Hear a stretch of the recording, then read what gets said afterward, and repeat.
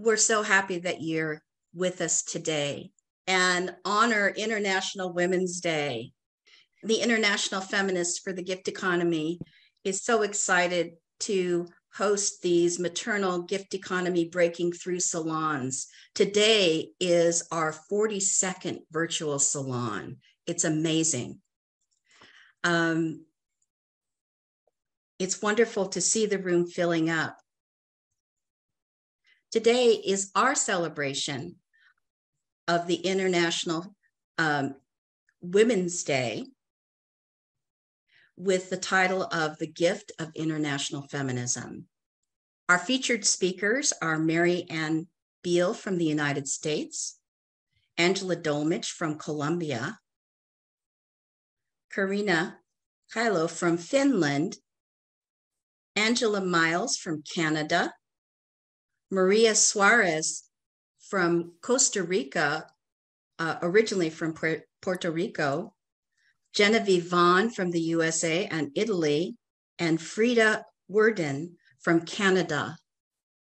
We will also have with us many of our women in our network and who continue to join us now. So I'm going to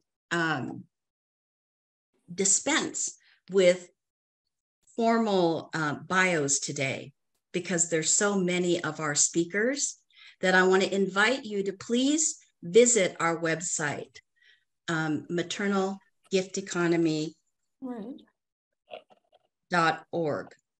No, maternalgifteconomymovement.org to read the full bios of each of our speakers. I'm going to turn the mic over to Jen, who's going to give us a little introduction, and then each of our speakers will have a few minutes. We may go 2 rounds with them, and then open up the floor for questions and comments. More importantly, these women attended foundational second wave feminist international conferences that laid some groundwork for many things that have been happening that continue to happen all over the world. And so we thought it would be good for you to hear it directly from each woman, what that experience was, and then we can hear from you. So with that, Jen, please. Thank you. Thank you so much, Letitia. And excuse my voice. I just today got this bad flu and my voice has gone way down.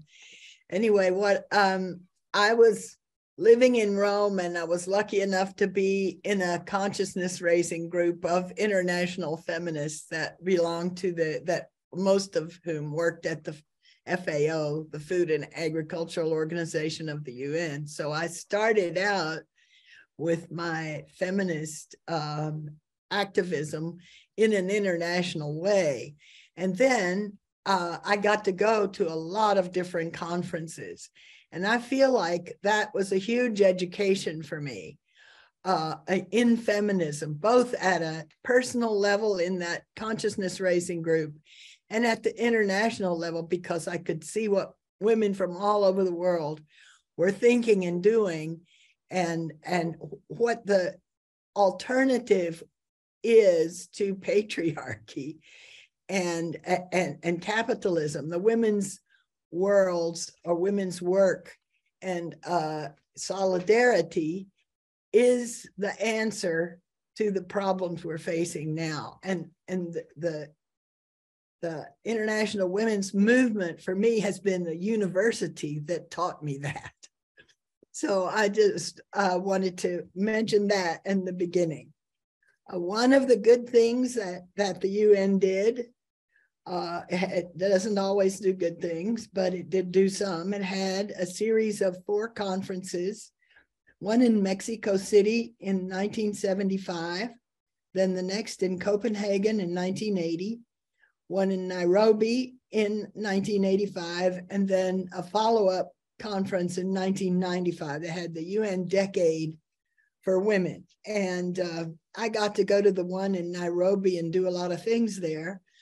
But Frida Werden actually went to the one in Mexico City and the one prior to that they had in Houston preparatory to the UN decade. And Peggy Antrobus also went to the Mexico City one. And we're going to be talking about those conferences.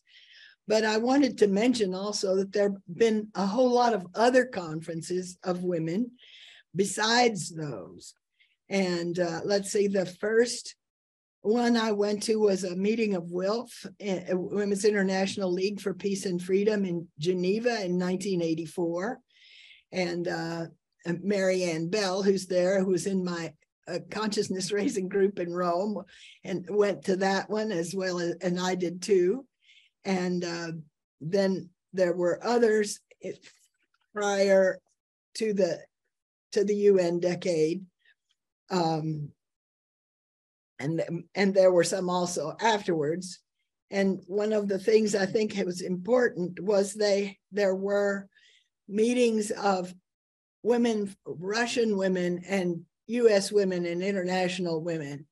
And I do wish we could do those again today, because the lack of that women's movement and the movement of person to person, friend to friend, woman to woman, that made those links across the border of the Soviet Union. Now we need it with across the border just of Russia, and somehow or other, a lot of it is gone. There was a group called Grandmothers for Peace that traveled to Russia quite often, and I just looked them up online not long ago, and they're not existing anymore, because I thought, oh well, we really should be doing that.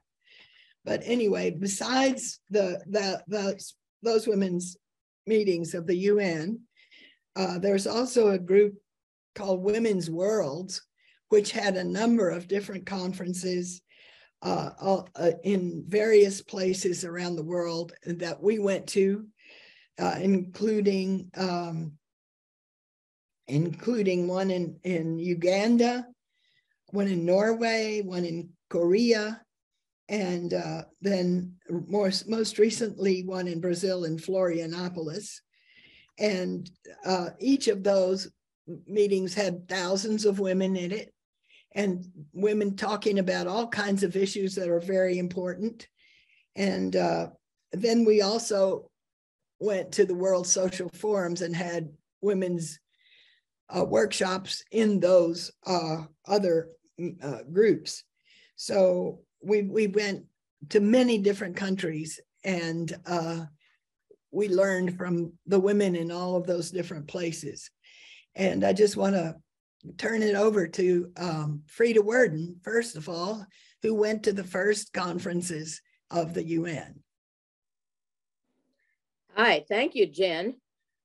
Wow, such a lot has happened and such a lot needs to happen. Yeah, but we did what we could. So I did go to the 1975 first UN World Conference in Mexico City. It seems to me in memory that I was very young, but actually I must have been 28. I think it's true that your brain doesn't fully form until you're 25. I finally started to figure out who I was about then. Anyhow, a friend from Houston asked me to travel to that conference with her, and bless her memory. My main memories of that, I mean, this was the first time I'd been to anything like that. I guess it was the first time any of us had been. That I remember that there were women who were representing their own countries, spouting their own country's political lines, and I was quite disgusted by that. And,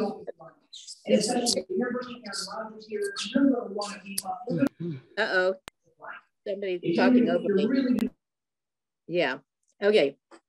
So anyhow, that was one of the things I remember. I remember right at the entrance to it, Margot St. James was there promoting her sex workers organization called Coyote, call off your old tired ethics. I remember sitting in on a session with psychologists and hearing both criticism and defense of shock treatment. And in the hotel where I stayed, there was a group of Japanese women who presented a play about a woman who was too embarrassed to fart, and so she died. I had been the editor of a women's magazine that died when the Austin Women's Center folded, and I was feeling pretty lost. And I don't really have other records of the events now, but I turned my papers over to what was then the Barker Center, and now it's the Briscoe Center. So there might be some things there. And the friend who had invited me to that has since died. The thing about these conferences is, it reminds me of the thing at the beginning of Braiding Sweetgrass, where she talks about how the rhizomes spread out. The plant sends out little feelers, and then when it finds a place to root, it roots, and then another plant grows there. And so this is kind of the structure of what happened with the women's movement. And that UN conference, you might say, was one of the original rhizomes, although there were some that went back even in the 19th century and stuff. It's not new. But the U.S. Women's Conference in Houston was one of the rhizomes that came out of that. But I'll just say briefly that some of the things that formed the International Women's Tribune Center formed in 1976. And this was within the UN. It wasn't really funded by the UN. I think they just funded one salary. And all the other money had to be raised. But, oh no, I'm sorry, I've got that backwards. That was the Women's Tribune Center was created by women who had volunteered or maybe had been paid to read the letters of women who had been at the 1975 conference. And they realized that that was really important. And so they formed an organization called the International Women's Tribune Center. And they plunked it in an office right across the street from the UN. And Ann S. Walker and her partner, whose name I forget, started pumping out information of things. A lot of it was like an illustration with a very short text, and they put it in all these different languages, telling women around the world what had happened at the UN conference and about the United Nations and how these issues affected women. And I think that was really, really important. They finally closed in the early 2000s, but not only the work that they did documenting and so forth, but also the fact that there were a center where feminists could get together during international conferences and where we were doing our lobbying was also really important. Anyway, I have a link. I can put it in the chat eventually when I figure out how to do that. Another major effect was the UN Convention on the Elimination of All Forms of Discrimination Against Women, which grew out of the 75 conference and was presented to the countries for signatures in 1980. Today, almost all the countries in the world have ratified CEDAW except for the USA. Palau, which is a protectorate of the USA, also hasn't ratified. Well, they broke the women's governance there. It was a matriarchy before, and Iran hasn't ratified. But anyway, Carter actually signed CEDAW, but Reagan would not present it to the Senate for ratification. And under Clinton, 2/3 of the senators called on him to present it for ratification, but he turned it over to this guy who was the former president of NPR, who had by then gone back to the State Department. And that fellow kept it buried until the Senate changed hands in the midterms. And so CEDAW has never been ratified by the United States, but New York and San Francisco have independently ratified that. Let's see, and then UNIFEM, which I think I mentioned, was a voluntary fund, was created inside the UN, but they did a lot of important small grant funding for women's organizations. And one of the things that they did was to encourage women to submit shadow reports evaluating how their countries were or mostly were not living up to their obligations under CEDAW, because the UN Commission on the Status of Women reviews countries' compliance with CEDAW. Anyway, those things happened. And then another thing that came out from the 75 conference was this conference that happened in 1977, the first US Women's Conference in Houston. And let's see, I made some notes that are probably down here at the bottom someplace. Anyhow, I did attend that. It was stunning. Peggy Antropos was the glue that held it all together. And I just mentioned that the job of editing the tape from that was huge, but really worth it. I won't go on about that now. I'll stop. Thank you. Thank you, Frida. As you can see, each of these women who are speaking today have been involved in many amazing things. So our next speaker is Marianne Beal. So Marianne, can you unmute yourself for us?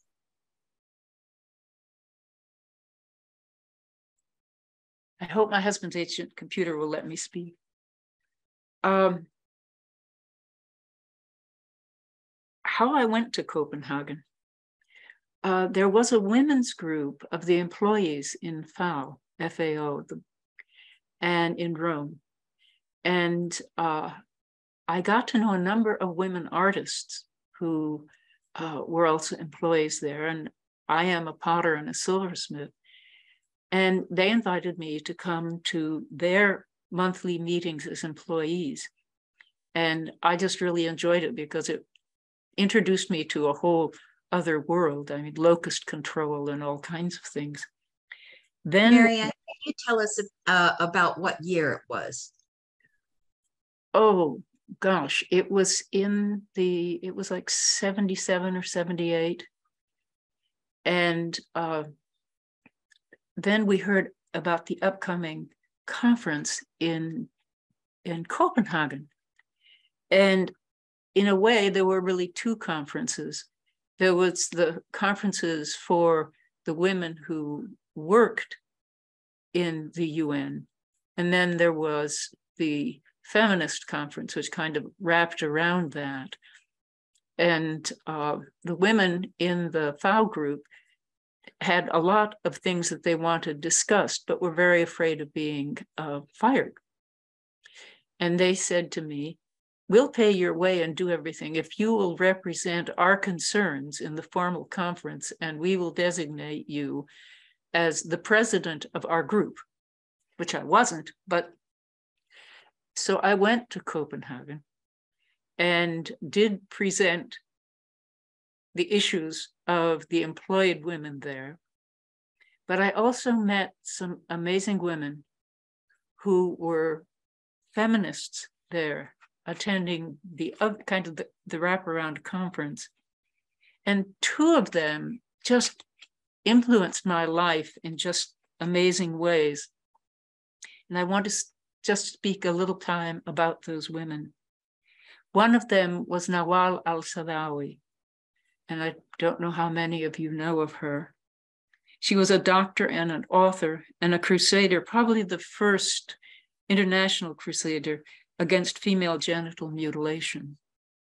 And she was at one time she's a doctor, but the director of the health system of Egypt.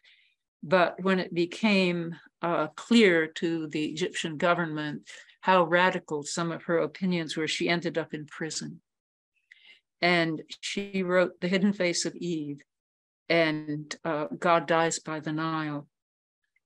And she then ended up, after time in the United States, teaching in universities. And I kept in touch with her until her death. And she was just the most remarkable woman. And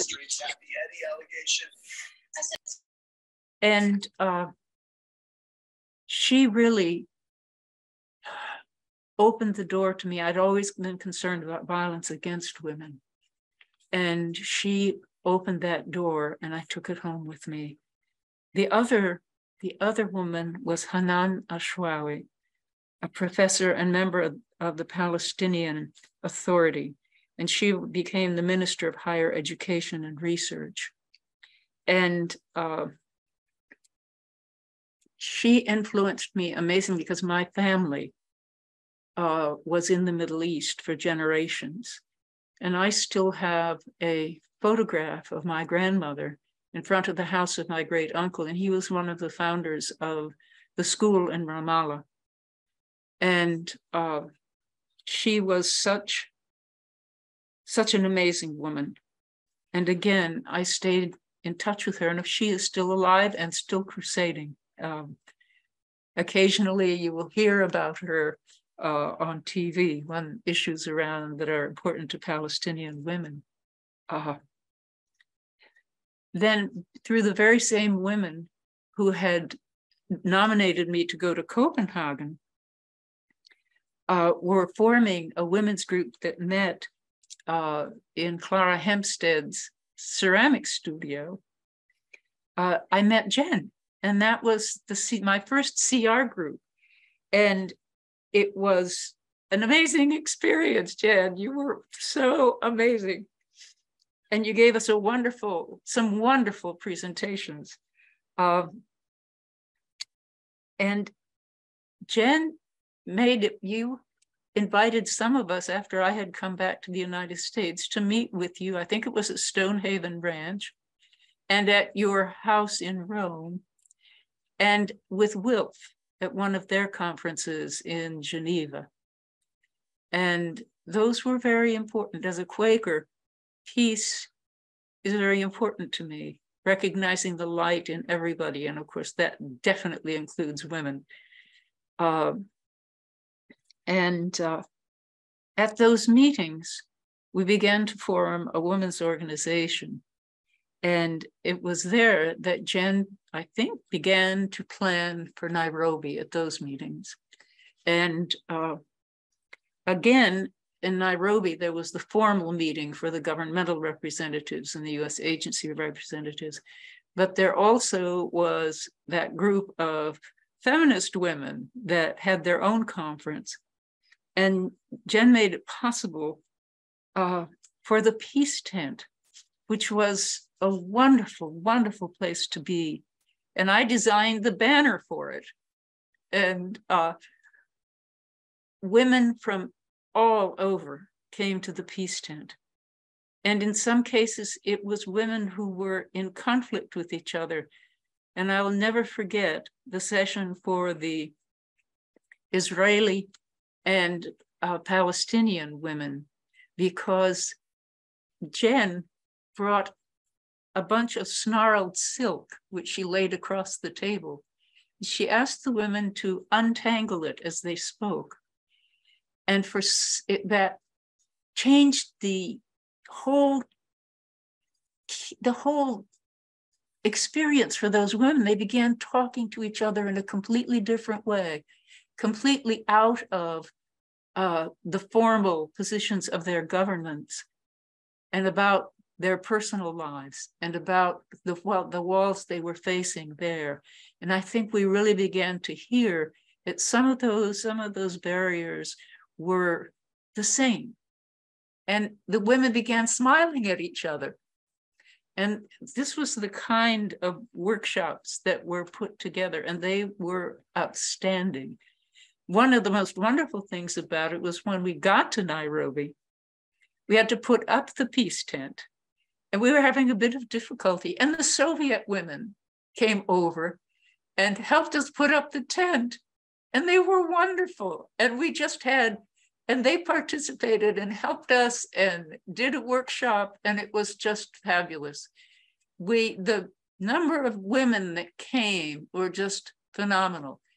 And at one point, when the Chilean women were speaking, we realized that the edge of the tent was coming up and that there were male photographers taking pictures of the women. And we discovered that they were the representatives from the Chilean government of Pinochet. And do you remember that, Jen? It was what a moment to realize that there was real danger in some of the women coming to the Peace Tent, that they're being identified and followed was horrible. It was truly horrible. And there was a group of women from Ethiopia who had walked literally to the conference. And then they were told that they had brought their handmade rugs with them. And that was the way they were going to sell the rugs and pay for their way home. But the conference leadership said that nothing was to be sold in the conference.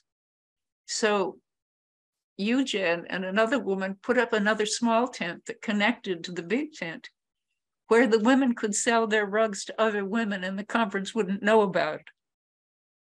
So it was a totally amazing experience. And I was the one who did the recordings of the various programs and sessions. And I still have those tapes. And they need to be filed somewhere. I have to say to everybody, archive your material. Women are coming after us. And the knowledge of what women have done and how we have come together across tremendous barriers is critically important to the scholars and the feminists who will come after us, so that they will know and learn from us. So that's the end of what I'm going to say. And thank you all for coming. You are wonderful. Thank you, Marianne. That is amazing. You know, all this time I had no idea you were the person who created the banner for the Nairobi tent. I hope that we can see that sometime. That would be so beautiful. And those recordings are very, very important. Thank you so much for introducing us to the women who affected your life also. They gave me the strength to go on and spend the rest of my life working against violence against women. They moved me. They moved my whole life. And you did that also. So thank you. Thank you so much.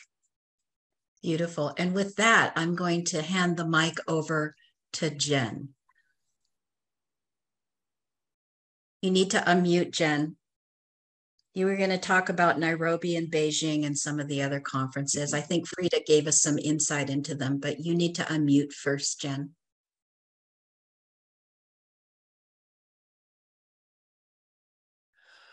Okay, I can just say that Nairobi was a great experience for me too. There were in our group, there were about 30 women, and we rented a house and we all stayed in the same house together. It was really fun. I remember I slept in a closet. There was a closet that was big enough to put just a mattress in. I slept in that because there wasn't enough beds. And well, there were, I think, maybe 15,000 women there in what they call the forum, the side conference to the official conference. And people were discussing everything. The peace tent was wonderful because actually there were women every day. We had a dialogue between women that were from countries that were in conflict with each other. And that was a really important thing to be doing. And everybody listened and applauded, and we sang, and we did our fingers like that instead of applauding, actually, because it was less disturbing. And so the peace tent was great, and the way we organized it was really good because we had a meeting every day of the people that came to do the tent, and decided on what we were going to do the next day. And so that was a democratic process that really worked. And the whole experience of being in Nairobi, where I had never been before, was really important. And I think it was a really, I always say, that was the best experience of my career. It was all downhill from there because nothing could equal the peace tent. But anyway, and that's, as I said, it gives you such an education to be in the midst of so many women doing important things. And maybe later I'll also talk about Beijing, because Beijing was not for me as important as Nairobi, because we didn't do the peace tent in Beijing. We just went and we had a booth, but we didn't do it more than that. But anyway, I think at this point, I want to turn it over to Angela Dolmetsch, who has to leave soon, early, right? So is that right? Yes, Yeah. that's correct. So, Jen, thank you so much for your contribution, not only for these salons and for today, but some of the amazing work that you and your foundation have done to move forward the feminist agenda and bringing mothers and women to the center again. So thank you. Angela, please, Yes. welcome. Thank you very much. Thank you very much for everybody for being here, and thank you very much for giving me this opportunity. And I come back. Well, I will come back. First of all, I start saying that I was the president of the International Federation of Women Lawyers when the Beijing conference. I actually joined the peace train, and it was a fantastic experience. Really, it was the Wolf Peace Train. And obviously there were 242 women and 7 men. And these 7 men were very useful, because when we arrived, when we had to change train in the border with China and Russia, well, they were the one who helped us with our suitcases. So it was really and truly great to have them there. So anyway, in the peace train, I met somebody who was I was the shortest person in that train, and the tallest one was a Swedish woman who was called Harriet Johansson. So with Harriet, we made very good friends. And when we arrived in Beijing, we were thinking that, Harriet's a little bit revolutionary too. So we were thinking that this conference was not going to achieve anything, because they have put all the NGOs in Huairu, and they have put the governments were all talking in Beijing, and somehow the Chinese government thought that we were strange, because they didn't want any revolution or anything like that. And at that time, obviously, the Chinese women were all dressed, in high heel, very elegant, and feminists were different, with no bra and whatever. So anyway, we had already made up our minds that this conference was not going to be any good, that the platform of action was going to be built and made by the governments, and that basically whatever was going to come out of that was not really what we wanted. So from there, we decided with Harriet that what we should do is try to see how could we finance with some women that we will go to 10 different places in the world, and let's ask the ordinary women what they actually wanted. So we started a movement was called Looking at the World Through Women's Eyes. And well, for 3 or 4 years, we went to different places. We went to Japan, we went to Mexico, we went to Africa, to South Africa, we went to Uganda, we went to the United States, to Palo Alto. We went to Spain. We started, the first one was in Spain. We were in Colombia, we were in Panama. Anyway, we ended doing 10 workshops, and from each workshop, we had different things what women in each part wanted. And what we did is that we had some contacts there, and then otherwise we just would call people, women in the street, and say, do you want to come and have lunch with us and talk about what you want? So they would just come there, and we got them together.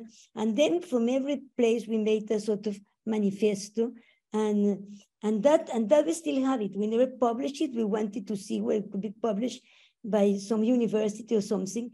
But there I met Berit Us. Berit came to the Spanish conference, and anyway, she then one day I got an invitation.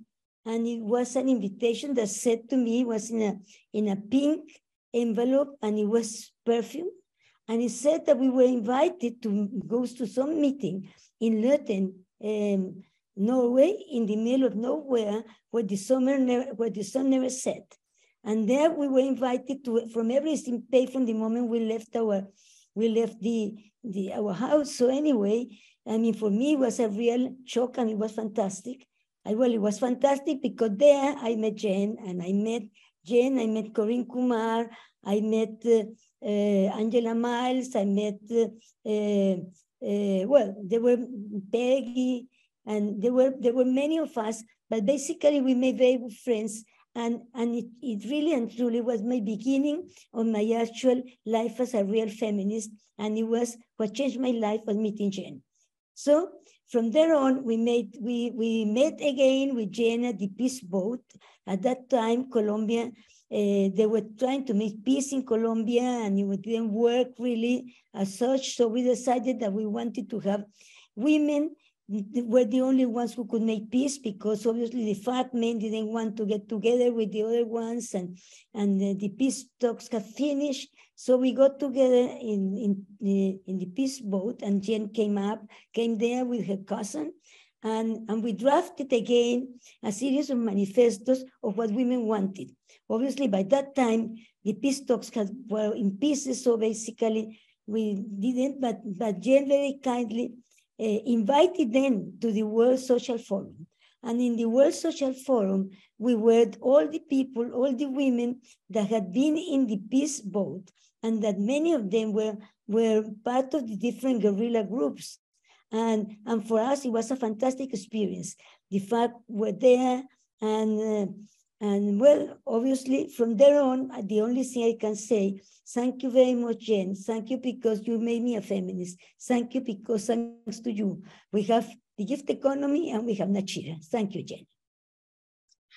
Thank you. Thank you so much, Angela. Fortunately or unfortunately, Angela will be leaving us when she needs to make her exit. Tell them how old your sister is today. You're celebrating her. Well, my sister is going to be 19, and Jen knows her, and there's going to be a family photograph soon. We are in Malaga. We are in Malaga, Spain. I didn't say that we obviously. I just arrived from another amazing meeting that it was also possible thanks to Jen. We just been to the conference of we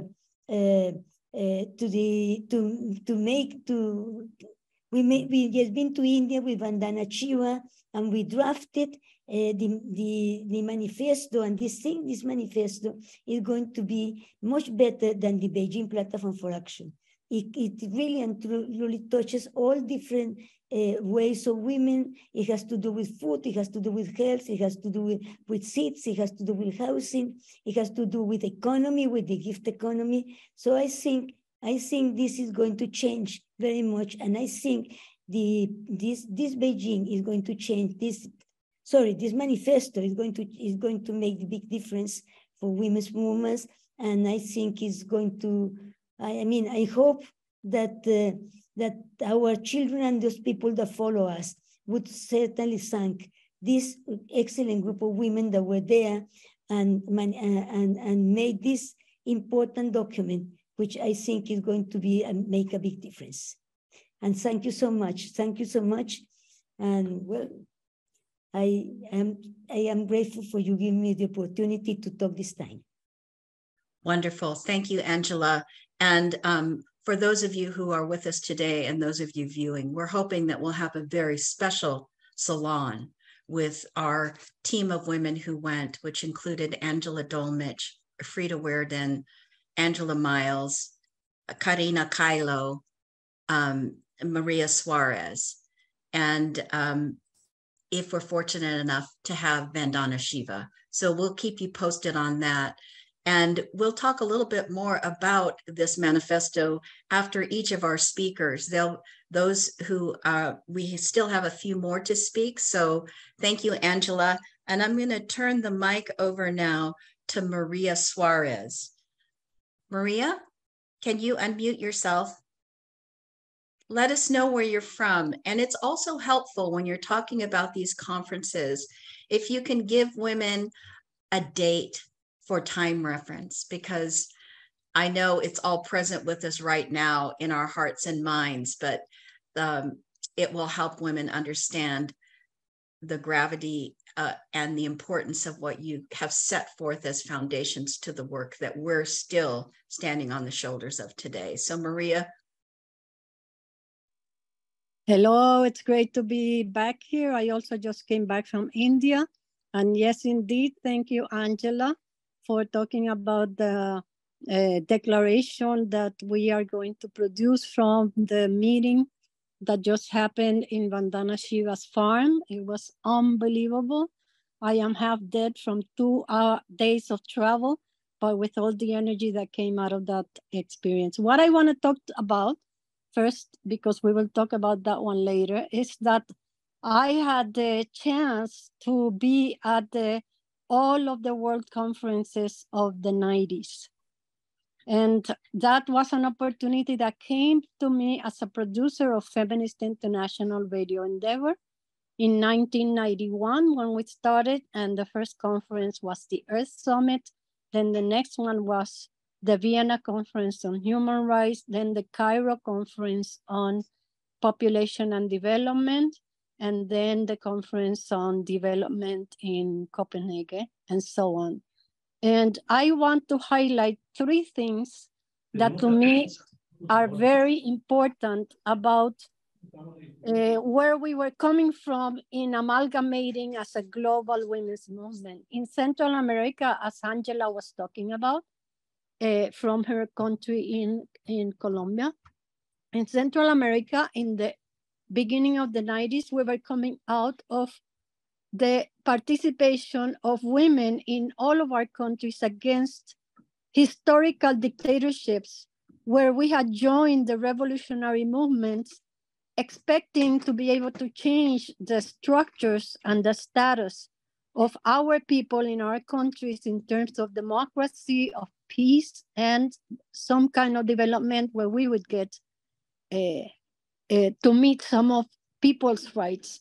But women were part of those guerrilla and revolutionary movements, expecting that the revolution would include us. And after many years and decades of struggling in those movements, we realized that there was nothing in the revolutions for women unless we organized and did it for ourselves and brought our agenda into those processes. That's how we came to the 90s. And my first conference, which was the Rio conference, was a conference where I learned part of the history of the previous ones that my fellow feminists who talked before me have talked about. What I have to say about that, and it's not something that comes from me, but from the discussions we had about preparing for this meeting, is that our generation of feminists around those conferences in the 70s and the 80s are going to be known as the women who the United Nations gave 1 year and they took a decade, and the United Nations gave us a decade, and we took a lifetime of struggle to end patriarchy and to be able to try to make a better world for women and for everybody in this planet. So thank you to all the women who participated, once mentioned here, and the many who have not been mentioned, because I am also the inheritor of that legacy, being a transition between the younger generation and the women who were the ones who took this forward. The Rio conference was a conference for many of us from Central America, where we realized that our concerns back in our countries and the struggles that we undertook locally in Costa Rica, in Nicaragua, in Guatemala, in El Salvador, were that we were part of a global movement that had the same ideas, the same dreams, the same expectation, and the same struggles that we were struggling for in our localities. That is what amalgamated an international movement, that each one of us came and realized that we were part of a bigger effort, but that was taking place locally and was being amalgamated globally.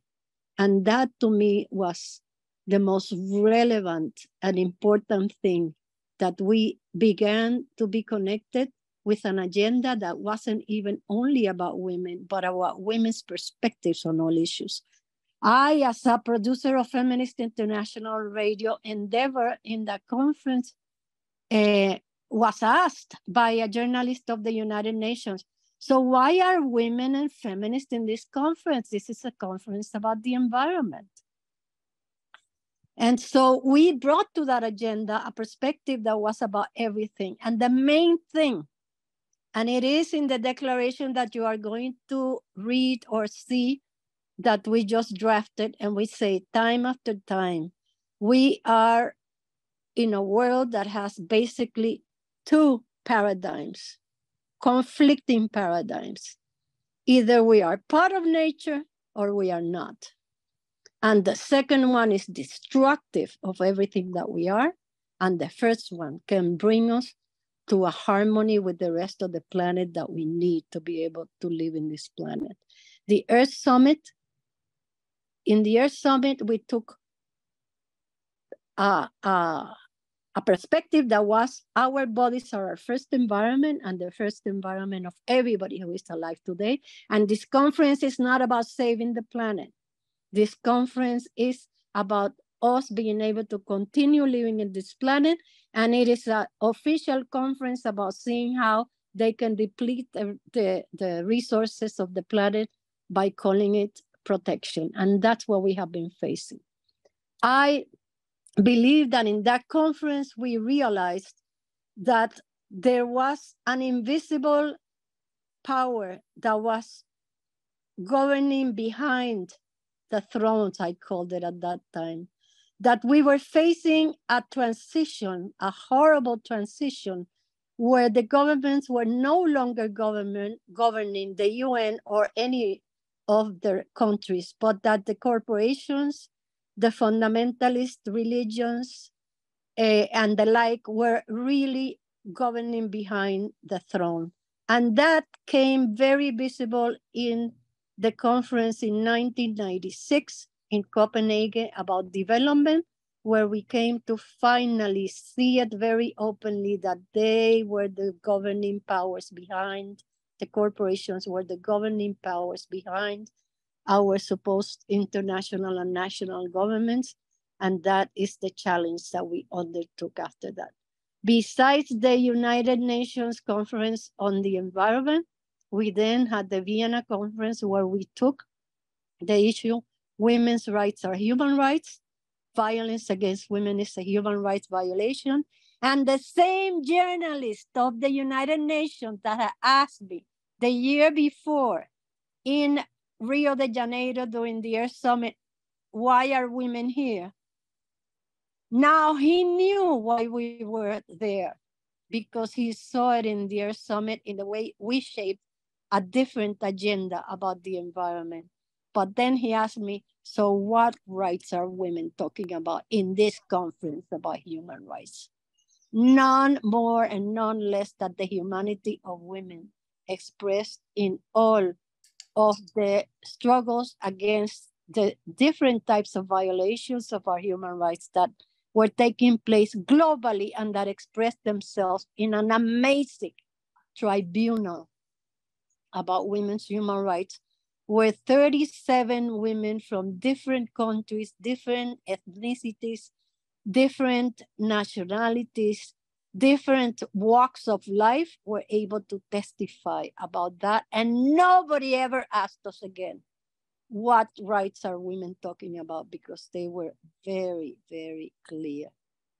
I don't want to go into the Cairo conference unless I have a second chance, because I don't want to take more time from the rest of the speakers. But I have to say that every conference shaped a perspective of women about all issues that have to do with our place as women in the struggle to end patriarchy and capitalism, but also for the benefit of everybody, because it's a change of paradigms against the paradigm that is depleting us, the environment, and everything else in today's world. Thank you. Thank you, Maria. It was fabulous. And Maria also has her radio station archived on archive.org. So you can go back, and of course they're in Spanish. So it will give you a chance to practice your Spanish if you're not a Spanish speaker. So Maria, we're so glad to have you with us.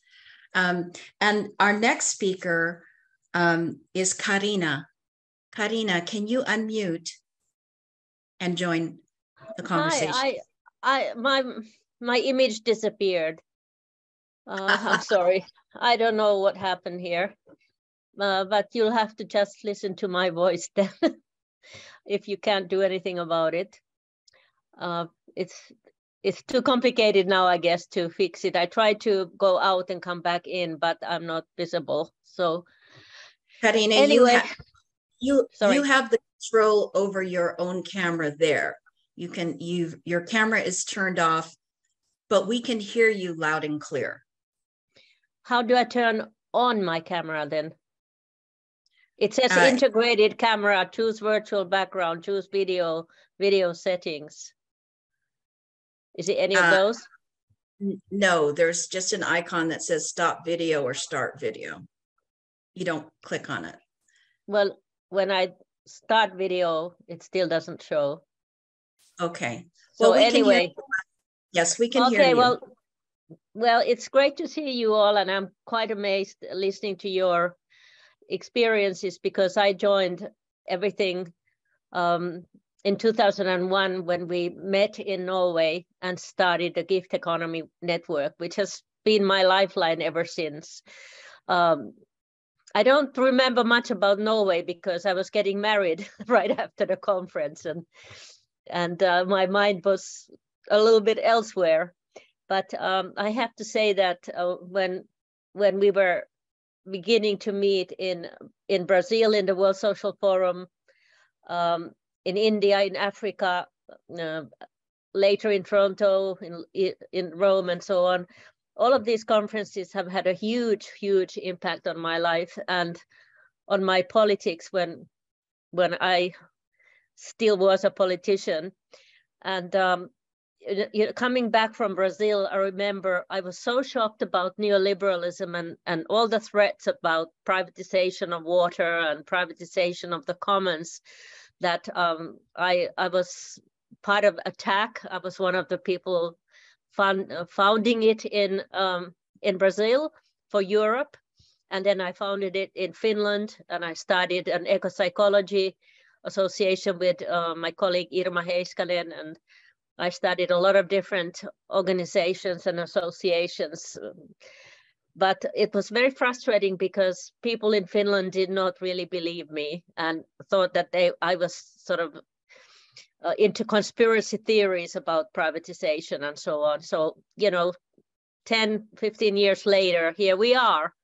The privatization is making people suffer a lot. And, it feels very frustrating that, some of us were warning so much about the impact and people didn't believe. And now they are screaming because the electricity prices have gone so high that some people have to choose between medication and food and electricity. It doesn't look any more hopeful. Some of my memories about, for instance, the Mumbai conference, we were all dressed to go to the seminar on violence against women because that was the topic that was really in the air. But it was canceled. It was not allowed. So we have come a long way. At least now we can talk about violence against women. And now we can even talk about matriarchy. So I see a huge difference from those first conferences and where we are now. But at the same time, I have to say that I never imagined that we would see the kind of new slavery and land slavery that we have witnessed happening in India with the over 100,000 farmers committing suicide because of Monsanto and Union Carbide and Bayer and all these companies that are doing the geoengineering and the GMOs and the patenting of the seeds. So coming fresh out of the India seminar, I am amazed and shocked that that life forms are being taken over and privatized, even though it represents a real serious threat to our life form. And but on the positive side, I was amazed to learn in India that having read Bandana's books there, that for instance, Ecuador has included the rights of Mother Earth in its constitution. And I think that's the next big campaign we should do all together. I mean, that's obvious that we need to have, first of all, crimes against humanity from the point of view of getting those guys in Monsanto and so on revealed, because people just don't know what all of this digitalized agriculture without farmers, what it really means. But I think having the rights of Mother Earth become a reality in places other than Ecuador, that would be really important. And I also, what I could not have imagined when we first started meeting in these conferences, is that one day we would not be able to say the word woman. That is shocking to me. Here we are, 2023, and some of us are called TERFs if we refer to women. And that to me is also something I could never understand. And I'm not blaming the transgender people, I'm blaming some vocal activists who are, you know, who are aggressive in the group and who are giving a bad name to feminism, that kind of feminism. On the other hand, I have to say that although I'm very grateful to those who made it possible for me to go to these conferences, it also meant that I was going to lose my job because I became an undigestible woman. And you know, it often happens to us and those who are pioneers. I think I really had a big impact in bringing post-colonialism, those kinds of theories and ecofeminism into Finland. But Finland was not ready, and I paid a heavy price for it. But I believe that when the master closes the door, the goddess opens the window. So I have been able to focus really on the goddess movement, on matriarchy, and a lot of positive things, because I no longer had to sing the songs of the masters in the university, which was already trying to take me off my path to you know, digital and technological feminism. So I just want to end by saying that the gift economy paradigm, on which I have written a lot and which I've applied in many ways, I find it's really revolutionary, and I wish we could get people to grasp it more easily, because even in Dania in India, some people didn't immediately get it, and you know, there's so many misconceptions. So you know, I was amazed when I realized that in old Europe already, in the Paleolithic and or the Neolithic age, there's evidence of trading in the mode of the gift economy. So I think that we have a lot of work to be done yet, and well, that's an understatement considering the threats to the planet. But the last thing I would like to say is this is such a wonderful group. All of our conferences, everything has been so important, and I wish we could spread the information more. And that's why I'm saying, should we not, or maybe you are including all the possible women's movements in the world today, that we could do, like, you know, huge Zoom campaigns. I haven't had a chance to contact my other feminist networks to talk about this Salon, but so it would be good if we had like ready lists of people to contact and to spread our message. Maybe I'll stop there, but Somebody else can maybe talk more about what happened in India, but it was mind-boggling. The positive side and also the negative side of learning how much damage the multinational companies have done, and how we must make sure that they don't manage to do the same damage to other countries. So thanks again for everything. Thank you, Karina. Yes, hopefully there will be a little bit of time at the end of, we have 2 more speakers that we'd like to actually give the floor to before we have a little time for others to pose questions or perhaps raise their hand so they can unmute and talk about their experiences. And I want to just reiterate again, we plan on having a special salon about India because it really needs to be able to have a full and complete attention because it is such a big and important event that took place. So for now, I wanted to check in with you, Angela. Would you like to go next, or would you, Peggy Antrobus has joined us, and we'd love to hear a little bit about Peggy and what her work was like and the things that she also participated in. Yeah. I'd love to hear Peggy. Okay, and then after Peggy, we'll go to you. So Peggy, would you please unmute? And sorry, Letitia. No, yes. I think I'd rather go after Angela because, as I said, I think since I'm not one of the listed speakers, let me come in at the end, and I have some things that I can say then about bringing some of what we've heard together. So Angela before me, please. Okay. Okay. Yes, it's nice to be here with everyone, reminiscing and confirming my own sense that our movement has been very powerful, really revolutionary and strong in terms of the ways that feminists have worked on the ground in practically every community that women are in, and across those groups, and from local to global. And not without flaws, not without difficulties, but in an incredible learning from each other constantly, partly how horrific things are, even more than we realize, but also building visions about how things could be different. And one of the things I was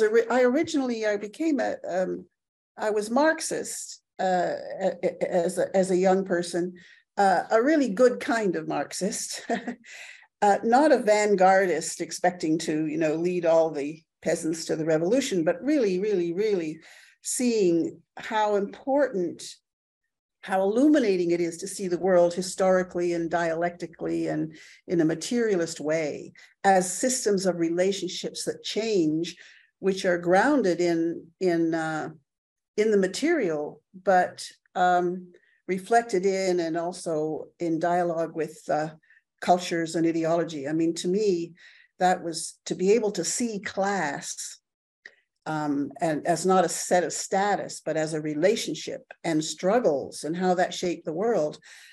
And it was a while after that and as a young middle class person, I was supporting workers, And then when I realized I was a woman, I had my own movement. It was my movement, and there's a really big difference. And that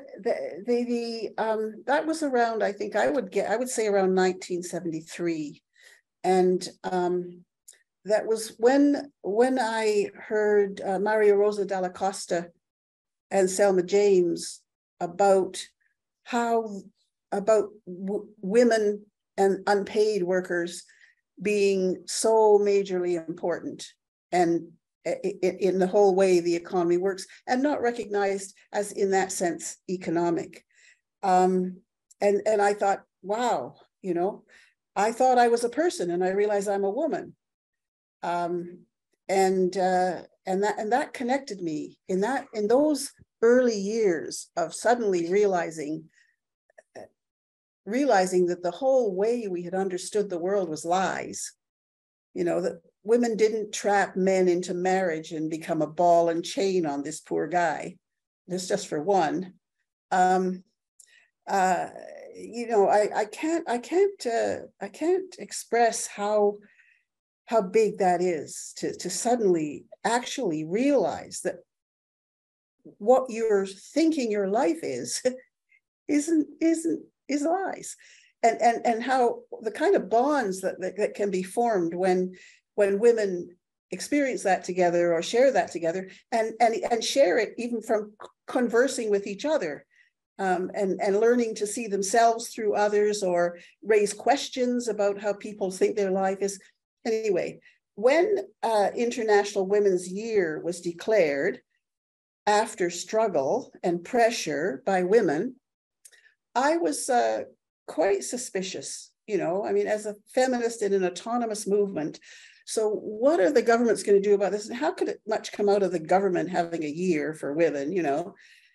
And it was amazing. It was amazing how women used that and took that autonomously, built their movement, built their connections, and how feminists, grounded locally, but all around the world, used UN meetings, which gathered governments internationally, to bring our movement together in dialogue, in pressure, but also, and I think primarily around those meetings, build our movement.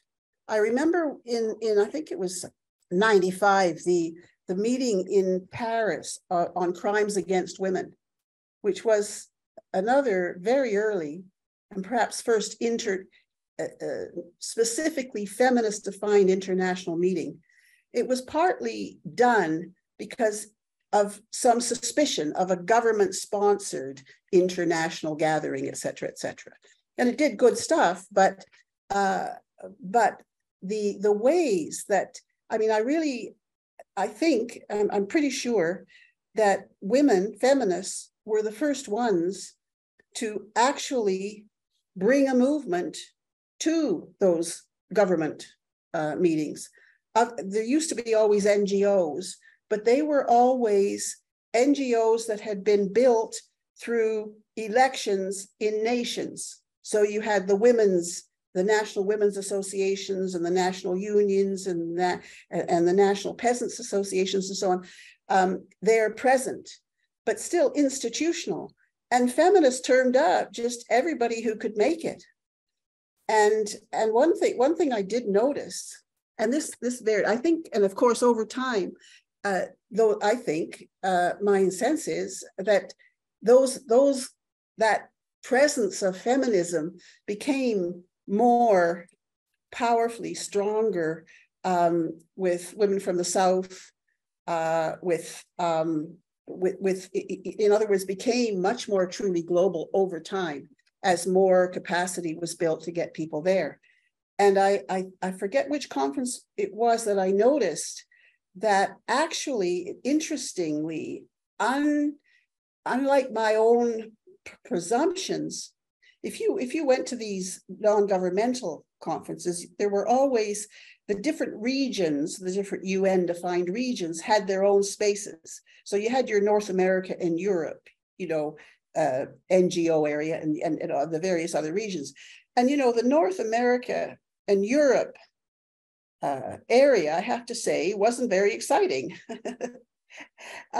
Wasn't compared to many of the others, where you had much more of a representation, I thought, of actual grassroots groups, which do exist and did exist all over North America and Europe, but never seemed to have a showing there. And I remember when it really struck me, certainly women from low money value economies, they could actually come and sell some mattresses or some scarves, and they could sell jewelry and get enough money in their own currency to have found ways to get people from their group. And then the development funding from the North also supported grassroots women, not from Canada, not from the funder nations, but from all the other nations. So there was a sense that in those global gatherings that I think the economic North, the movement, the popular movement of the economic North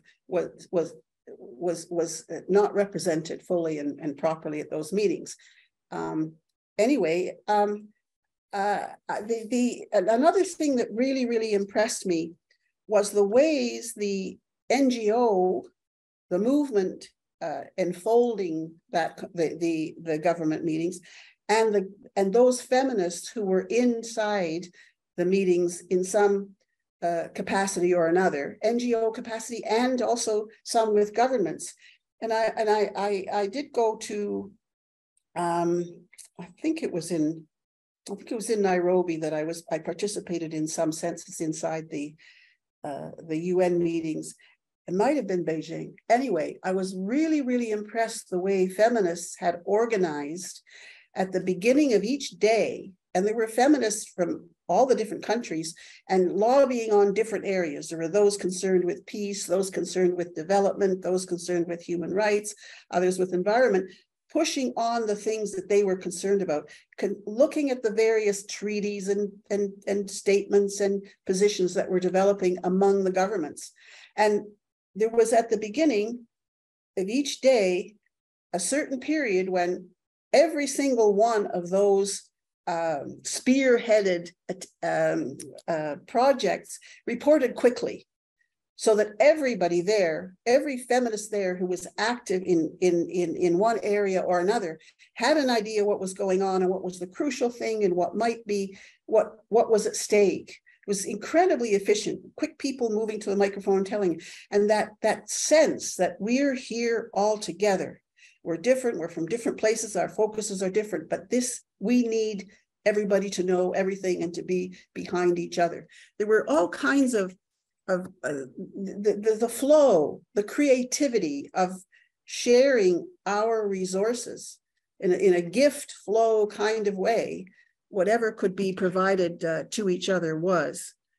And the other thing, so that was a feminist invention, that integration, interaction. And that was very, very, very, I think, very effective, very productive. You know, of course, the original CEDAW thing, but also the UN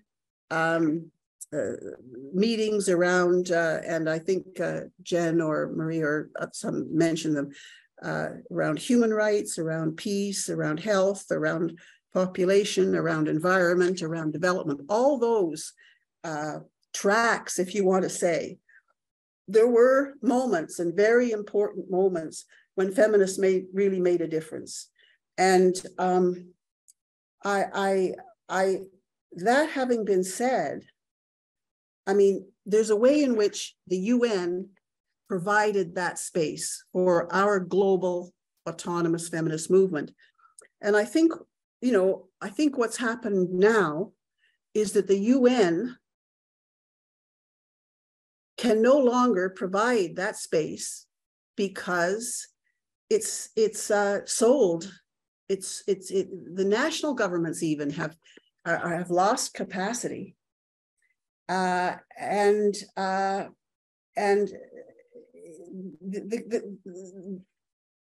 the corporations are funding it and are considered to be legitimate and even defining participants in this. And I think I'm right that the Earth, what's that? The statement for the Earth. What is it called? Anyway, that it's cited all over. It's it's been a huge document. That document named business as a partner. The people, the governments, and business. And that not only has, I mean, that to me is a travesty. What does business have to do with government and the people.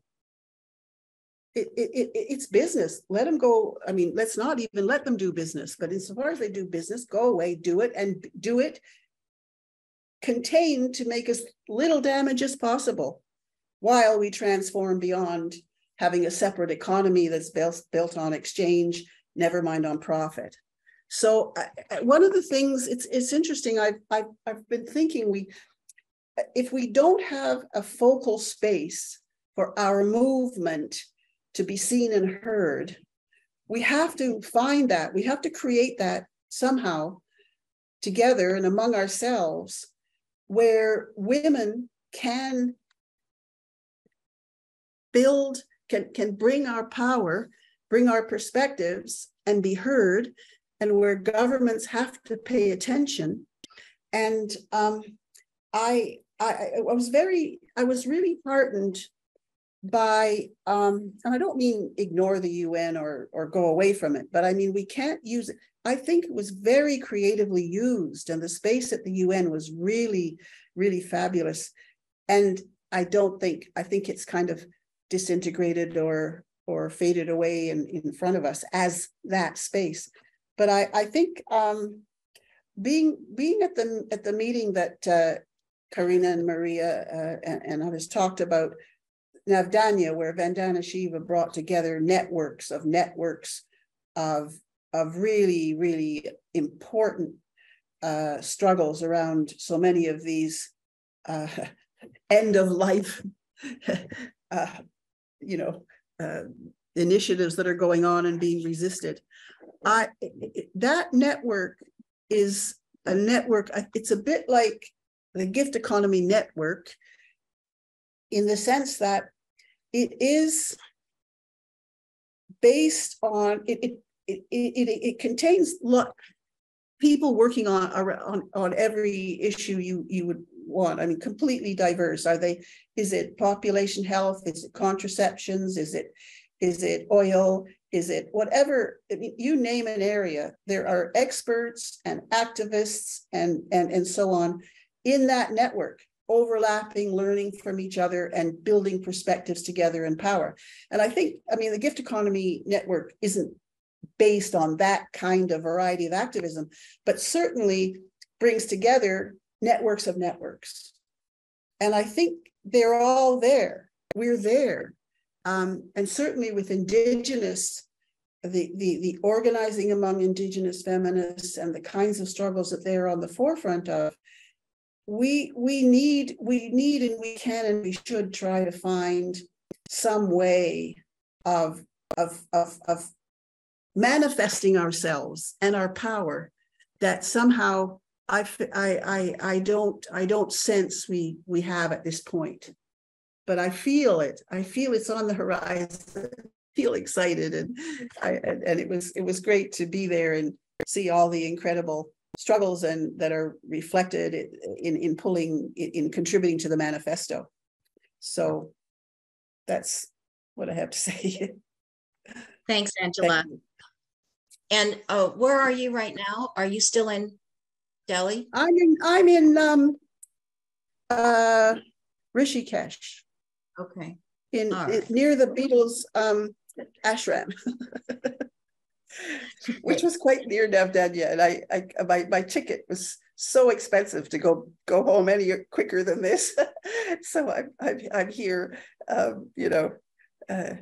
What can I say? Beside Mother Ganga, and it's the World Festival of meditation or something here as well. It's a very famous place to be. So wonderful. We're glad you could join us.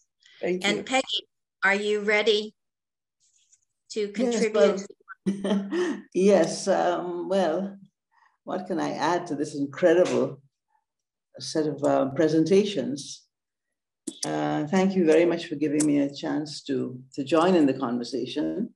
I think what I'm going to try to do is, maybe as one of the people who's been involved from the beginning and continues to be involved, let me just say a couple of things. First, I will start by saying that Jen really put her finger on it when she said that participating in these conferences is better than going to a university. You learn more about the world and about yourself and about each other than you could possibly learn by going to a university. So it's really what you learn. And the first thing is really to recognize the distinction between those conferences, between the government conferences and the non-governmental spaces where feminists rule. So I attended all three of the conferences in Mexico City. I was in Copenhagen. I was in Nairobi. More importantly, I think I was at all of those global conferences, and I thank Maria for mentioning them, because I think in a sense, they're almost more important than the women's conferences, only in the sense that they provide feminist activists and organizing an opportunity to shape agendas, to change conversations, the terms of debates. And I think they did that. And so I come back to that. Angie was making that point, what's the point of the UN? And I'll come back to that at the end. But let me just say about my own experience. So I was in Mexico City, and Frida, I have to say that I was head of the Jamaican delegation, right? I had not fully discovered feminism then. I was head of the Women's Bureau in Jamaica, and I headed just before the Mexico City conference. So I had to learn very, very quickly. I want to mention that I went to the preparatory regional conference before Mexico City. So before the World Conference, you would have all of these regional conferences organized by the UN. And every time there's a UN conference, there always will be feminists around, as we've noted, the NGOs. At that regional preparatory conference, representing Jamaica, I made a lot of mistakes because I had no idea that when you represent the government, you do not speak for yourself. So I spoke for myself, and I found myself siding with the United States and Canada, which is an absolute no-no. You don't do that. You have to stand with the progressive countries, in those days, Mexico City, Venezuela, Cuba. Okay, so, but fortunately, nobody on the Jamaican government paid much attention to what was happening. It wasn't important. And so I didn't have any repercussions from that. But I did have the opportunity to learn, by the time I got to Mexico City, something about how the government saw the issues. So I agree with Frida completely that the governments control those conferences. They set the agendas and they decide what can be discussed. The women can only try to influence it, and I'll say more about how we've learned how to do that in a while. I think we learned how to, the conferences of the 1990s show how effectively we've learned how to do that, because we were able to organize ourselves around, as Maria said, the meeting in Rio, the Earth Summit in Rio, the Human Rights Conference with the Women's Tribunals, the Population Conference, which I consider the most effective one, because there in Cairo, we actually changed the paradigm. We changed the paradigm from a paradigm on population control, that is mostly focused on population control, to a paradigm that focused on health, empowerment, rights, and accountability. HERA, H-E-R-A.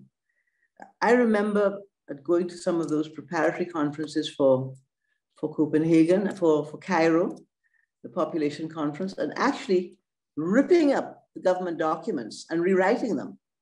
We actually had to do that.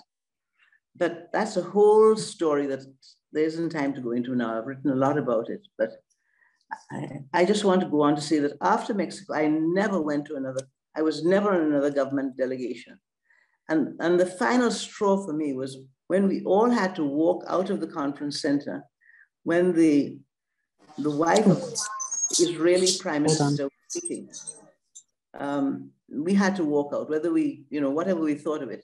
There were really two issues that the governments wanted discussed or didn't want discussed. And I should say didn't, because what you get to learn is that the United States government controls it all.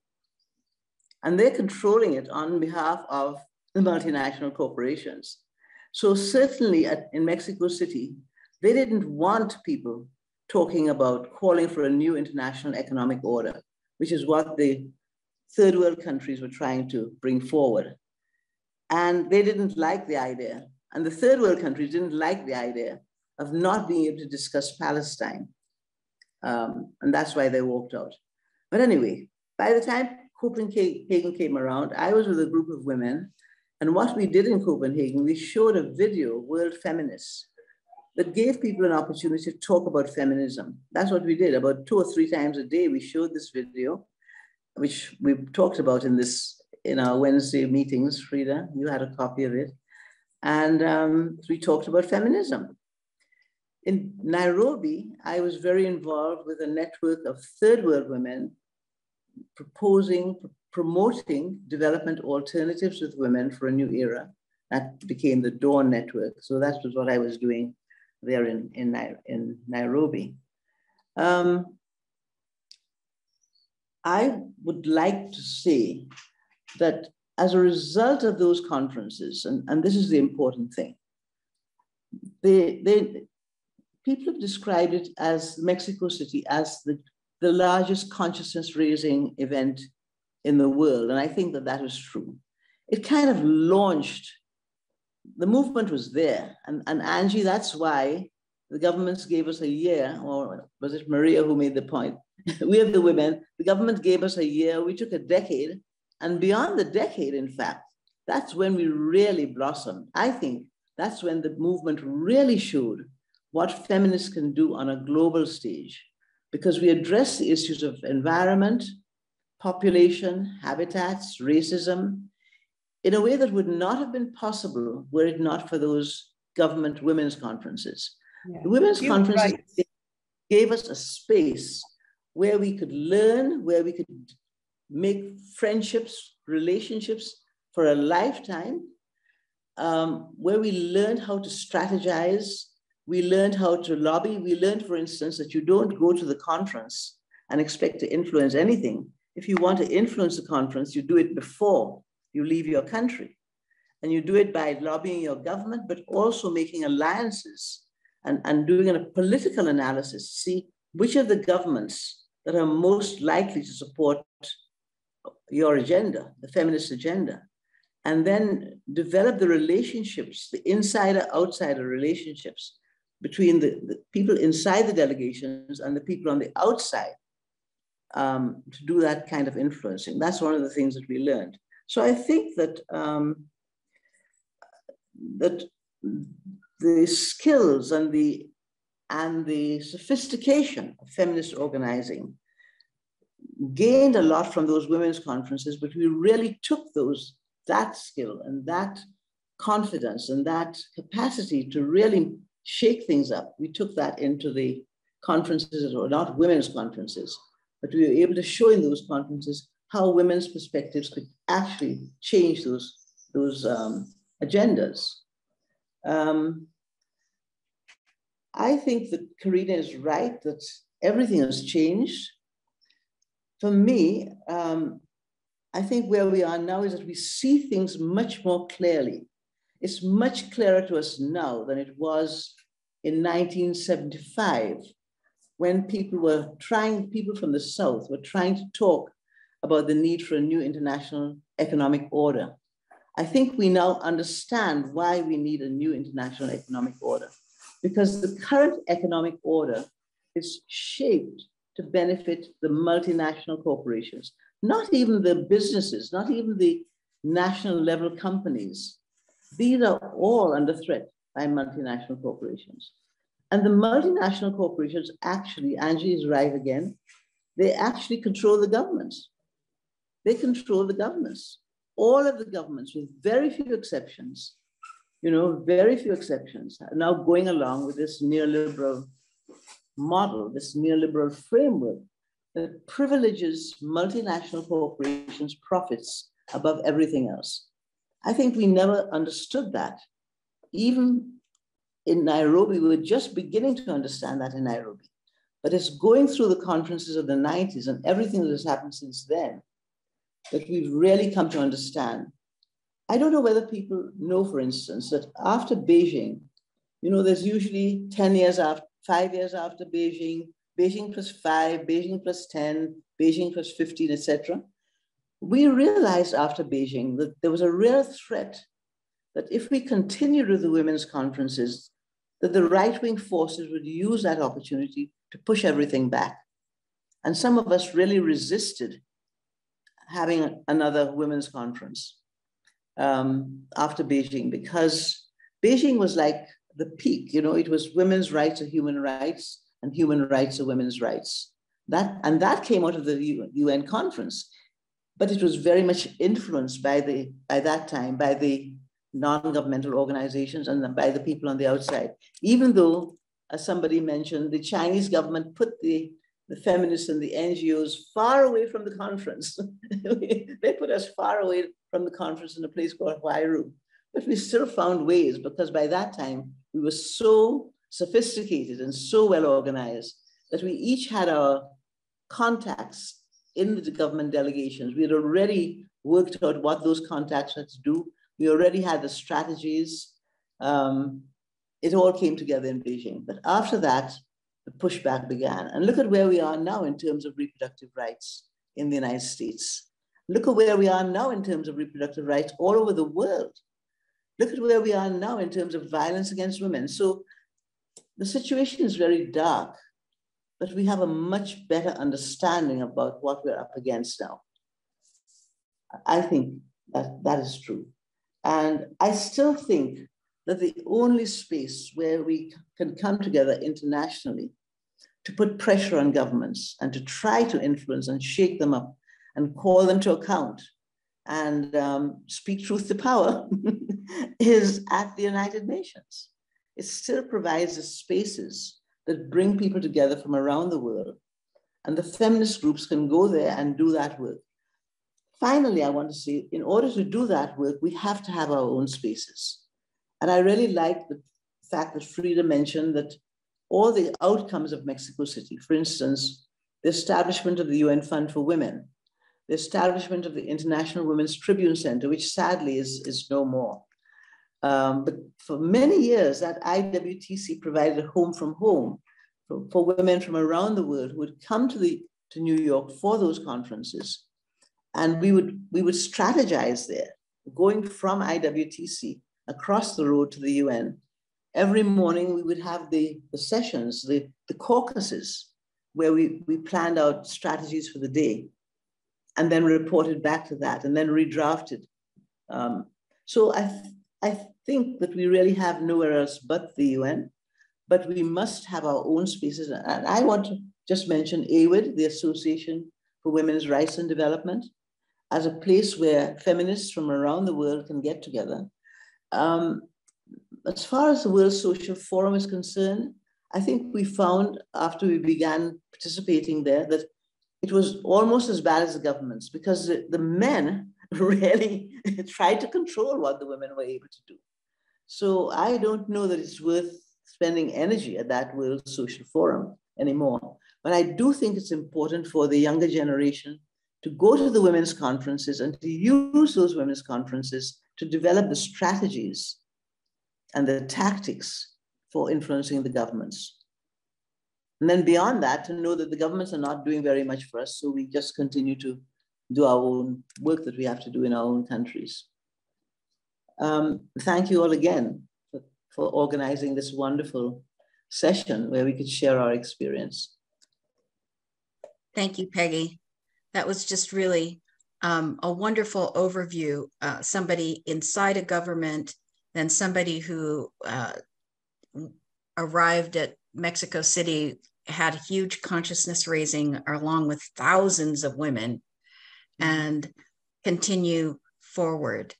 So we have probably about 20 minutes or so left to be able to perhaps check back in. I'd like to check back in with Jen, and then if we have time, maybe, Jen, where would you like us to go from here for the next 20 minutes?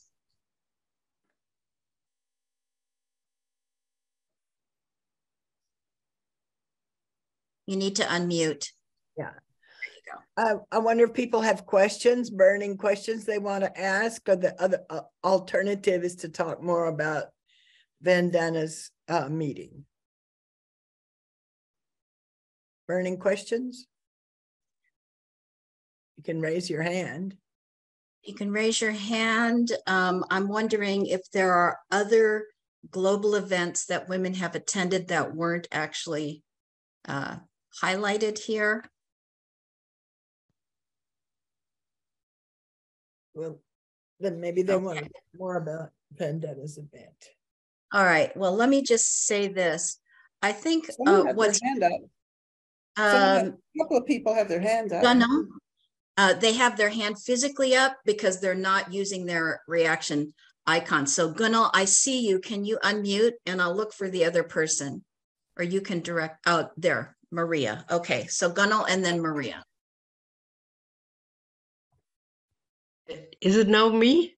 Can I Yes. speak now? Can you hear me? Yes, we can hear you.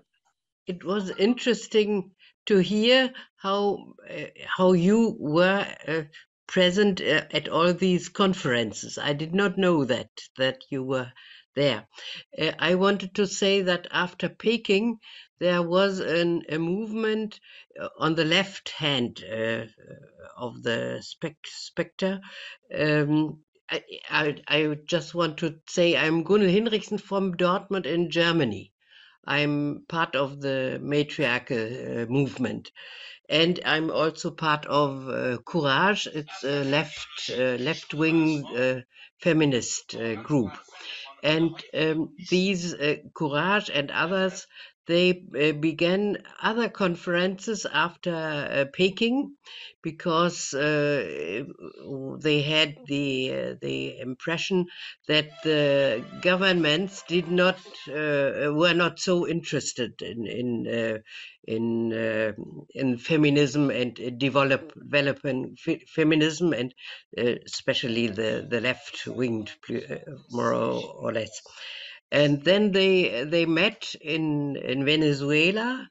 It's 11 years ago, and then in Nepal, and last year in Tunisia.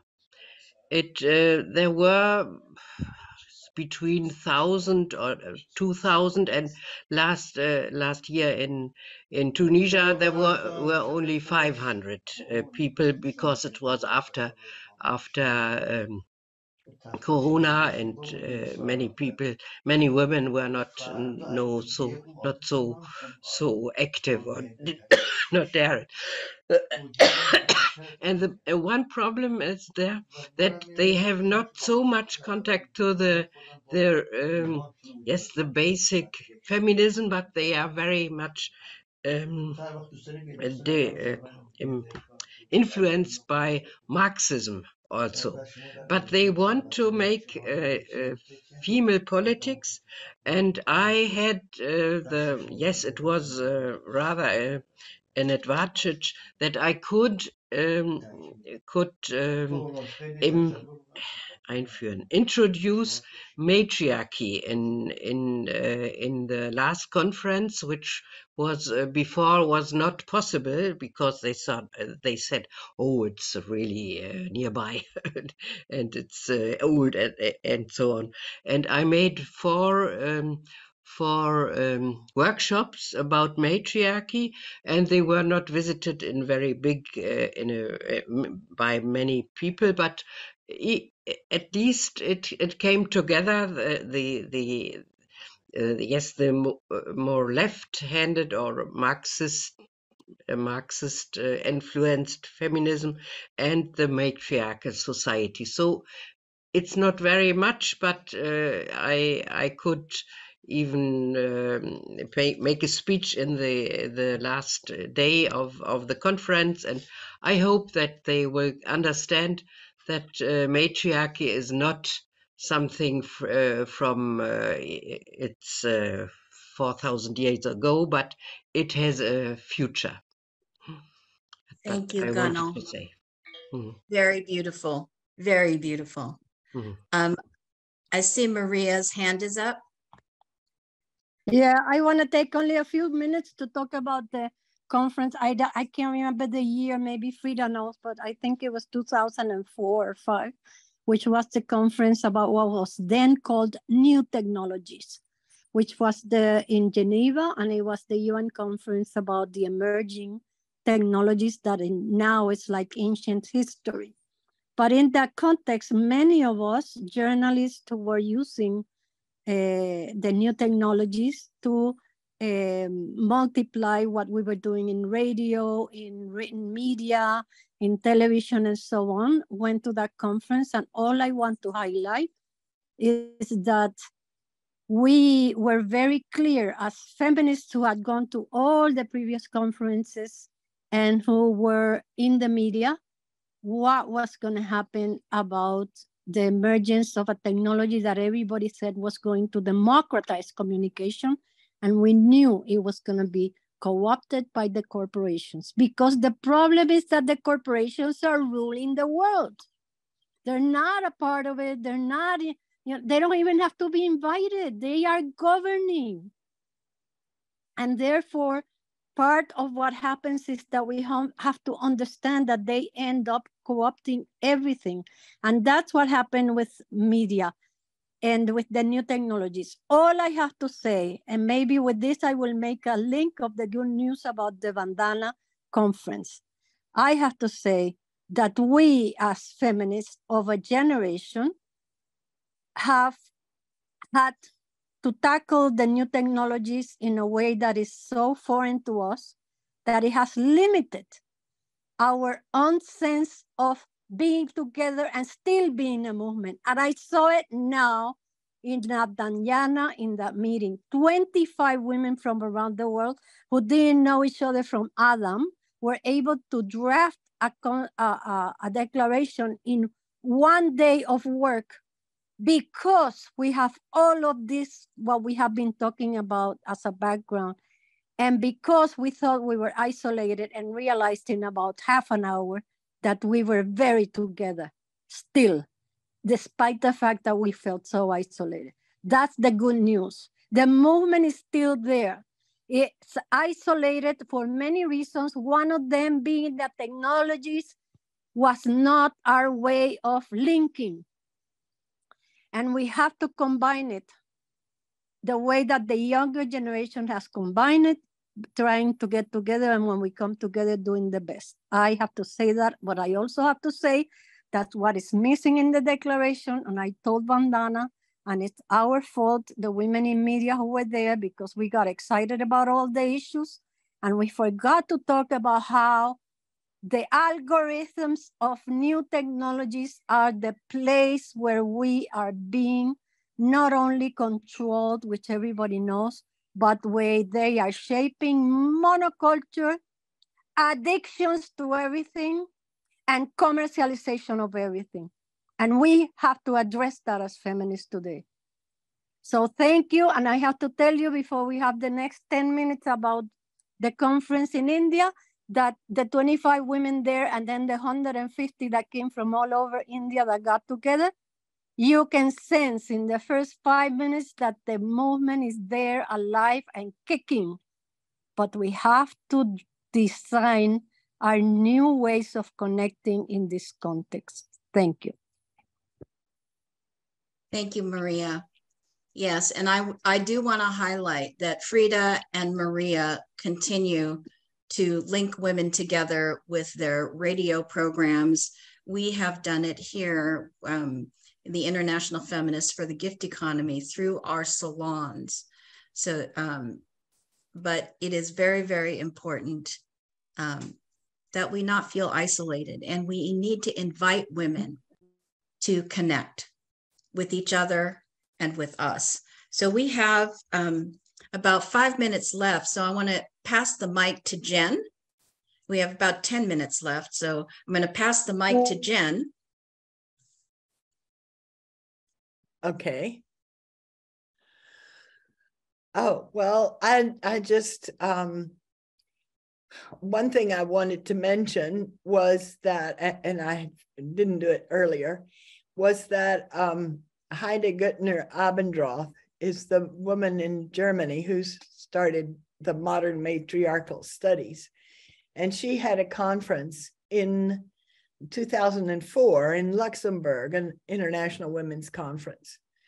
And I got a notice of that, and I knew I just had to go.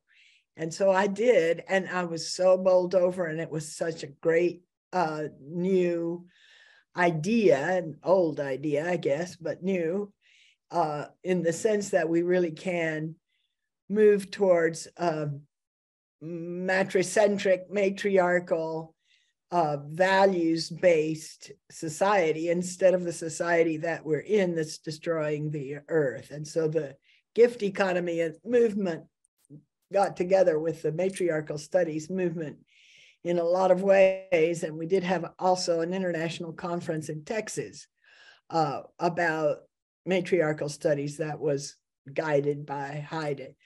So that's another piece of this, all of these women's conferences that are creating a bubble, a gel, a plant, really, a tree that is reaching out, and it's going to really change things. So that's my hope and my belief. And also, I'm so grateful to be part of this wonderful feminist movement that is now, because the world is really in a bad place. So. Thank you, Jen. So I'm wondering, Frida, do you have any last words that you'd like to offer to the group? Unmute. Wow, I'm so stunned and enthused by what all these different women who spoke after me have said about their experiences, and both the feelings and the breakthroughs. I mean, images that'll stay with me include Jen putting the tangled silk threads on the table and having the women unravel it as they talked, and how it changed their interaction. I think that is really a crucial piece of information, that as long as we're just talking at each other in the abstract, it's harder to get together. But if we have common tasks, then we have more of a basis for collaboration. So, some of these movements like organic farming movements that are actually, creating community gardens and things that where people are cooperating on the ground seem to be extremely necessary now. Thank you, Frida. Karina, would you like to offer some last words? Unmute. You need to unmute, Karina.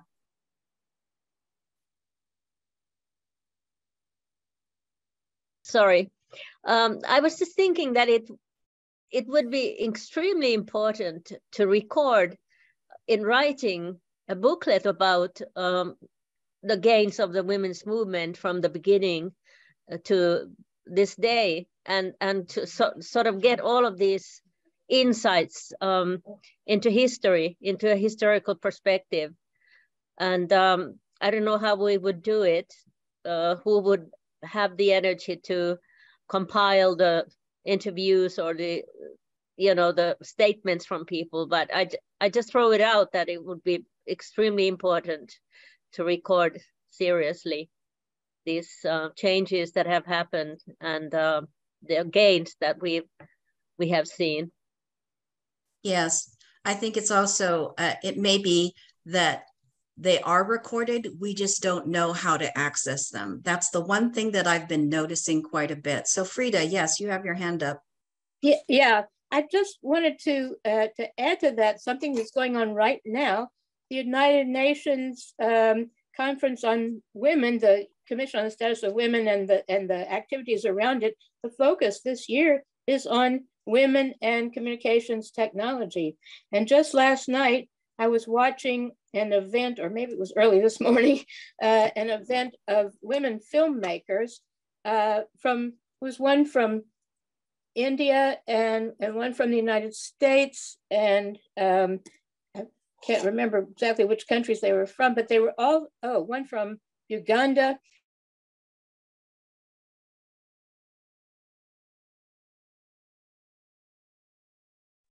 You're muted, Frida. Oh, hell, I couldn't see well enough to tell that I was muted. Okay, so thank you. Yeah, right now at the United Nations, the Commission on the Status of Women and Surrounding Events have a focus on women and communications. And last night I watched an event where a woman from Uganda, one from India, one from the United States, might have been another one. They were all talking about the work that they did to get women in film or coordinated, doing things together and trying to break through the barriers against women's films being shown. And they talked about training events that they had with young women. And now with the ability to make a film that can go on the big screen out of your cell phone, there's such opportunity for people at the grassroots. And International Association of Women in Radio and Television has been also going around and doing trainings in different countries to teach and people, especially young people at the grassroots, to make videos about environmental issues. And so I'm saying that this new media access is rising up. I do think that we need some coordinated spaces where we can access more different streams. But anyhow, the United Nations is still functioning in that way for us, even if reluctantly. Thanks, Frida. Marianne, did you have some last words that you would like to offer to the group?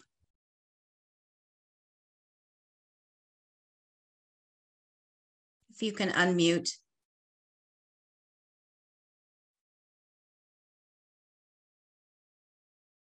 Just that I think this has been an amazing experience. And I hope that there will be more of an audience once we are recorded. And I just am so grateful for all of the women here and for everything that has been said.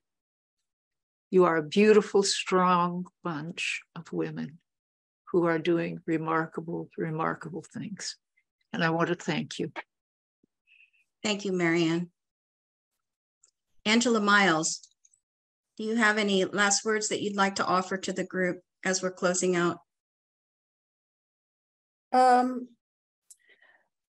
Just that I hope we can find a way to be visible massively as we are, and I think the UN is still worth engaging with, but one of the reasons why it was such a magnet and could in fact draw the movement was because so many were going there anyway because of hopes for influencing things, and because in fact we did open up issues for discussion. And as Peggy says now, the ethnocentric at best, dictatorial, life-denying governments in so many places, including liberal democratic governments, are making it dangerous places to open up issues, to really try to get some change. So that if not enough are going there for business to actually influence it, can it be the magnet for a movement that in fact it has served as? That's my, so I would say, how can we coalesce and be heard in ways that are necessary? Which was the case when we had the UN as a body where these things were issues were opened up, actually discussed, and documents came out. not all of them faultless, of course, but worth gathering for and struggling over. So that's my thing at this point. Thank you, Angela. Jen, would you like to have any last words before Guadalupe? I'm going to put you on the spot. I'm going to give some announcements, and I wondered if you would, Guadalupe, sing us out. So, Jen? We are really facing terrible things in our future of the world right now. And so I think we need to realize that patriarchy and the market, capitalism, have gotten it all wrong for centuries, and that we need to go onto the paradigm of women and mothers, the model of care, instead of the model of the market, and make a very radical shift in our perspective so that we can make a world that can survive and be good for everyone. A gifting world. Thank you, Jen. I know it, in some ways, it might feel as if we've stretched time and we haven't had enough time, but yet for some of us, it's 2 hours is a little too much. And I hate to feel like we're cutting people off. And if we didn't get a chance to address your comment in the chat, it wasn't personal, but we wanted to just make sure that we were able to cover all the pieces and parts that we had organized. I wanted to just make a couple of announcements about our upcoming future events. On the 25th of May, we have our next salon in 2 weeks, which will be salon number 43. It's the maternal gifting in the Hebrew Bible, role models and cautionary tales, with Kohenet Judith Miriam Woke, Kohenet Mickey Raver, and Kohenet Maria Maranta. So we're excited to have that. This recording of today's salon will be posted on our website, the maternalgifteconomymovement.org. If you'd like to be notified of our upcoming events and stay in touch with us, please sign up at our website, maternalgifteconomymovement.org. We welcome all of your questions and comments. We'll try to get back to you as soon as we can. You can send them to maternalgifteconomy@gmail.com.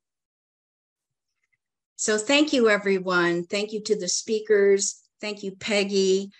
Thank you, all of you who were in attendance today.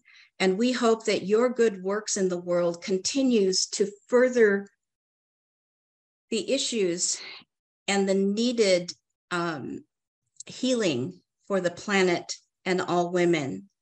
So we hope to see you again on Saturday, March the 25th for Salon 43. Stay safe, everyone. Be well. Be kind to one another, and have a happy equinox. So please, Guadalupe, if you have a song for us to just unite us as we leave today, if you could unmute, that would be beautiful. Thank you, Thank Leticia. you very much. I feel me so happy that you asked that, because that is that I love most in my life. I have a song called Universe, which is talking about my body is a universe, is the memory of the beginning of the life. But I'm talking about that I'm not more a human. I am just refusing this way of watching life as human being. When I want to have a non-human being view of life. So I say that I am like a stone on your foot. I have the fire in the middle of my legs, and just I am a woman with a uterus, and I have there a lot of miracles of life, and that's the song. Hoy me desperté con esta canción sin música, con el cauce de su correntada sin rumbo. Y el viento sonaba a piedras con sangre, a chasqueo de llamaradas, a todo y a nada, y a todo y a nada, y a todo y a nada, ya, ya, ya, ya, ya. Y es que esta soy yo, una hembra sin humanidad, de piedra soy tu caos, soy tu pena en esta humanidad con brillo de lentejuela, soy tu caos porque soy mujer de fuego, con el fuego entre las piernas, con la carta oculta que se olvidó jugar mi abuela. Abrazo mis pechos y encuentro mi fuerza en mi cuerpo vivo y doy gracias al viento por el orgasmo y su música mágica, por su jadeo que mueve y ordena el mundo, por el caos creativo que palpita en mi útero. Barco caverna matista que cantas, barco caverna matista que cantas en mi útero, que todo lo tiene, que todo lo retiene y que todo lo contiene. Ay, ay, ay, ay, ay, ay, ay, ay, ay. Gracias. Thank you so much, Guadalupe. All you beautiful women, enjoy the rest of your weekend. Happy, happy International Women's Day and International Women's History Month. We'll see you all again in 2 weeks. Much love to you. Bye for now.